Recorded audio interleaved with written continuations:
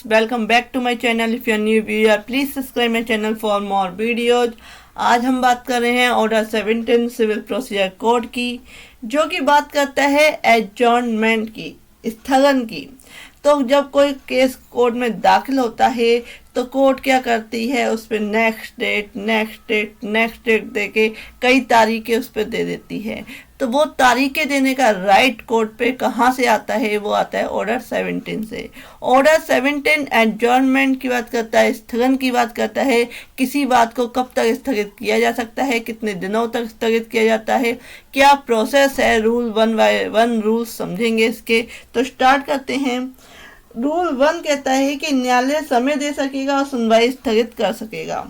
Court में grant time and adjourn hearing, जो hearing किसी केस में दी हुई है, जिसकी सुनवाई का अवसर दिया हुआ है, उसको वह नेक्स्ट डेट पे एडजॉर्न कर सकता है। यदि बात के किसी भी प्रकरण में पर्याप्त हेतु दर्शित किया जाता है, any stage of the case, जो है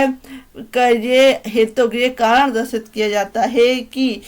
तो न्यायालय क्या है, ऐसे कारणों में लेखबद्ध करेगा, उसको रिकॉर्ड करेगा और पक्षकारों या उनमें से किसी को भी समय दे सकेगा और बात की सुनवाई को समय समय पर स्थगित कर सकेगा। ये राइट दिया हुआ है, जो तारीख पे तारीख कोर्ट के द्वारा दी जाती है। तो वो कौन से रूल के अंतर्गत, कौन से ऑर्डर के अंतर्गत दी जाती है, ऑर्डर 17 के अंतर्गत, और इसके अदर रूल्स जो हैं 17 के रूल्स हैं, उसके तहत क्या है, कोर्ट एडजॉर्नमेंट देती है, स्थगन देती है और तारीख पे तारीख देती है। नेक्स्ट कहते हैं कि परंतु ऐसा स्थगन बात की सुनवाई के दौरान किसी पक्षकार को 3 बार से अधिक अनुदत नहीं किया जाएगा। ये तो बिल्कुल ही फॉलो नहीं होता है, ये जो इसमें दिया हुआ है कि 3 बार से अधिक किसी भी केस में क्या है, बात की सुनवाई के दौरान क्या है, 3 बार से ज़्यादा क्या है तारीखें नहीं दी जाएंगी। लेकिन तारीखों पे तारीख, सालों साल लोगों की उम्रें बीत जाती हैं और केस चलते रहते हैं। Provided that no such adjournment shall be granted more than 3 times to a party during hearing of the suit. Next बात करते हैं रूल 2। रूल 2 कहता है स्थगन के खर्चे, cost of adjournment. In every such case, the court shall fix a date for the further hearing of the suit and shall make such other order as to costs occasioned by the adjournment and such higher cost as the court deemed fit. न्यायालय ऐसे हर मामले में बात को आगे की सुनवाई के लिए दिन नियत करेगा और ऐसे जो एडजॉर्नमेंट ली जा रही है, तारीख पे तारीख ली जा रही है, इसके खर्चों को क्या है न्यायालय में जमा कराने का क्या है ऑर्डर करेगा। ऐसे स्थगन के कारण हुए खर्चों और ऐसे उच्च खर्चों के संबंध में जिन्हें न्यायालय ठीक समझे एक ऑर्डर कर सकता है। परंतु प्रोवाइडेड दैट, यह है कि यदि बात की सुनवाई प्रारंभ हो गई है तो जब तक न्यायालय उस असाधारण कारणों से जो उसमें लेखबद्ध किए जाएं, सुनवाई का स्थगन अगले दिन से परे के लिए करना आवश्यक ना समझे, बात की सुनवाई दिन प्रतिदिन तक जारी रहेगी जब तक सभी हाजिरी साक्ष्यों की परीक्षा ना कर ली जाए। When the hearing of suit has commenced, it shall be continued from day to day until all the witnesses in attendance have been examined, unless the court finds that for the exceptional reason to be recorded by it, the adjournment of hearing beyond the following day is necessary. यानी कि जो बात की सुनवाई प्रारंभ हो गई है और न्यायालय कोई एक असाधारण कोई कारण नहीं है तो वह क्या है डे बाय डे केस को चलाएगा। लेकिन अगर उसे लगता है कोई रीजनेबल ग्राउंड है तो ही वह क्या है एडजॉर्न करेगा, केस को अगली डेट पे स्थगित करेगा। नेक्स्ट कहते हैं कि किसी पक्षकार के अनुरोध पर कोई भी स्थगन ऐसी परिस्थितियों को छोड़कर जो पक्षकार के नियंत्रण के बाहर हो मंजूर नहीं किया जाएगा। लेकिन ऐसा बहुत कम होता है, जो कोर्ट्स चलती हैं वो तारीखों पे चलती हैं और ये रूल्स तो बहुत कम ही फॉलो होते हैं। No adjournment shall be guaranteed at the request of a party except where the circumstances are beyond the control of that party. Next आते हैं कि यह तथ्य स्थगन के लिए आधार नहीं माना जाएगा कि किसी पक्षकार का प्लीडर दूसरे न्यायालय में व्यस्त है, और यह रीजन ग्राउंड्स तो लिया जाता है कि जो वकील है वो किसी अदर केस में व्यस्त है, तो आप क्या है एक तारीख दे दीजिए, उस पे क्या है हमारा वकील जो है केस लड़ेगा। लेकिन इसमें बताया गया है कि यह तथ्य स्थगन के लिए आधार नहीं माना जाएगा कि किसी पक्षकार का प्लीडर दूसरे न्यायालय में व्यस्त है। The fact that the pleader of the party is engaged in another court shall not be a ground for adjournment. स्थगन के लिए ये आधार नहीं माना जाएगा।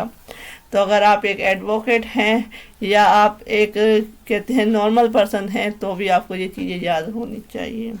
कि इस तरह के रूल्स भी CPC सिविल प्रोसीजर कोड में बनाए गए हैं। नेक्स्ट बात करते हैं कि जहाँ प्लीडर की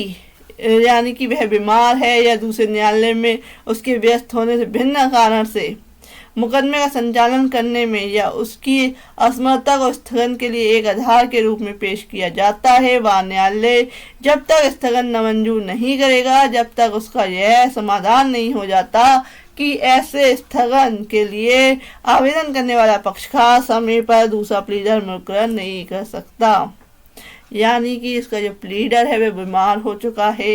या वह किसी न्यायालय में नहीं किसी अदर कारण से क्या है मुकदमे का संचालन करने में, केस को लड़ने में असमर्थ है, तो कोर्ट तभी एडजॉर्न करेगी उस डेट को जबकि वह एक उचित कारण बताए कि वह दूसरा जो है वकील या दूसरा प्लीडर उस केस में नहीं ला सकता था, तो ही एडजॉर्न होगा। नेक्स्ट बात करते हैं, जहां कोई साक्षी न्यायालय में उपस्थित है किंतु पक्षकार और उसका प्लीडर उपस्थित नहीं है, अथवा पक्षकार या प्लीडर न्यायालय में उपस्थित होने पर भी किसी साक्षी की परीक्षा या प्रतिवीक्षा करने के लिए तैयार नहीं है, वहां न्यायालय यदि वह ठीक समझे तो साक्षी का कथन अभिलिखित कर सकेगा और यथास्थिति पक्षकार या उसके प्लीडर द्वारा जो उपस्थित ना हो या पूर्वोक्त रूप से तैयार ना हो, साक्षी की मुख्य परीक्षा पति परीक्षा करने के अभिमुक्त करते हुए ऐसा आदेश पारित कर सकेगा जो वह ठीक समझे। यानी कि साक्षी न्यायालय में उपस्थित है किंतु उसका जो पक्षकार है या उसका प्लीडर है वह उपस्थित नहीं है, या पक्षकार प्लीडर न्यायालय में उपस्थित है लेकिन वह गवाही किसी की गवाही लेने के लिए उसकी एग्जामिनेशन क्रॉस एग्जामिनेशन करने के लिए अभी प्रिपेयर नहीं है, तो उस केस में कोर्ट क्या है डिसीजन दे सकती है, ऑर्डर कर सकती है कि उस साक्षी की परीक्षा ले सकती है और साथ ही साथ उसे मुक्त कर सकती है कि वह इस तरह की परीक्षा ना दे। नेक्स्ट आते हैं कि रूल 2 कहता है कि यदि पक्षकार नियत दिन पर उपसंजात होने में असफल रहते हैं तो प्रक्रिया procedure if party fails to appear on day fixed. जात की सुनवाई जिस दिन के लिए स्थगित हुई है, जिस दिन एडजर्न हुआ है केस और नेक्स्ट डेट दे दी गई है, यदि उस दिन पक्षकार या उनमें से कोई उपसंजात होने में असफल रहते हैं और तो न्यायालय आदेश 9 ऑर्डर 9 द्वारा उस निर्दिष्ट ढंगों में से एक से बात का निपटारा करने के लिए अग्रसर हो सकेगा और ऐसा अन्य आदेश कर सकेगा जो वह ठीक समझे। Procedure if party fail to appear on day fixed where on any day to which the hearing of the suit is adjourned, the party and any of them fail to appear, the court may proceed to dispose of the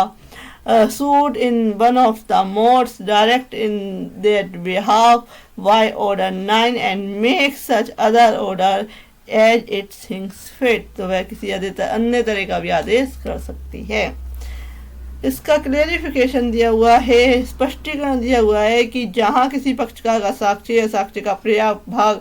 पहले ही अभिलिखित किया जा चुका है या ऐसे पक्षकार किसी ऐसे दिन जिस दिन के लिए बात की सुनवाई स्थगित की गई है उपसंजात होने में असफल रहता है, वह न्यायालय स्वविवेकानुसार उस मामले में इस प्रकार अग्रसर हो सकेगा मानो ऐसा पक्षकार उपस्थित हो। यानी कि जो उसकी साक्ष्य है वो लिया जा चुका है, उसको रिकॉर्ड में देखा जा चुका है और उसके बाद क्या है वह कोर्ट में अपीयर नहीं हो पाता, तो उसको यह माना जाएगा कि आगे की प्रोसीडिंग कंटिन्यू रहेगी और माना जाएगा कि वो पक्षकार जैसे उपस्थित हो।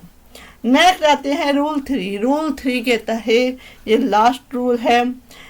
ऑर्डर 17 का कि पक्षकारों में से किसी पक्षकार के साक्ष्य आदि पेश करने में असफल रहने पर भी न्यायालय आगे कार्रवाई कर सकेगा। जहां बात का कोई ऐसा पक्षकार जिसे समय अनुदत्त किया गया है अपना साक्ष्य पेश करने में क्या है या अपने साक्षी की हाजिरी कराने में, बात की आगे प्रगति करने में आवश्यक कोई ऐसा अन्य कार्य करने में जिसके लिए समय अनुग्राह किया गया है असफल रहता है, वह न्यायालय व्यतिक्रम के होते हुए भी यदि पक्षकार उपस्थित हो तो बात को तत्क्षण निश्चित करने के लिए अग्रसर हो सकेगा, यानी उसका तुरंत निपटारा करने के लिए अग्रसर हो सकेगा। यदि पक्षकार या उसमें से कोई अनुपस्थित हो तो नियम 2 के अधीन कार्यवाही कर सकेगा। तो इस तरीके के राइट्स जो दिए हुए हैं कोर्ट में proceed notwithstanding either party fails to produce evidence extra where any party to a suit to whom time has been granted fails to produce his evidence and to call to attendance of his witnesses or to perform any other act necessary to further progress of the suit for which time has been allowed, the court may not withstanding such default, if the party are present, proceeds to decide the suit forthwith, or if the parties are and any of them is absent, proceeds under rule 2। तो इस तरीके से कार्रवाई कर सकती है। तो enjoyment जो स्थगन है उसका जो प्रोविजन है ऑर्डर 17 में, उसके 3 रूल्स हैं। तो फ्रेंड्स इसी के कारण क्या है तारीख पे इतने छोटे ऑर्डर पे इतनी ज़्यादा तारीखें मिलती हैं। तो if you like my video please like share and subscribe my channel. Thank you for watching this video.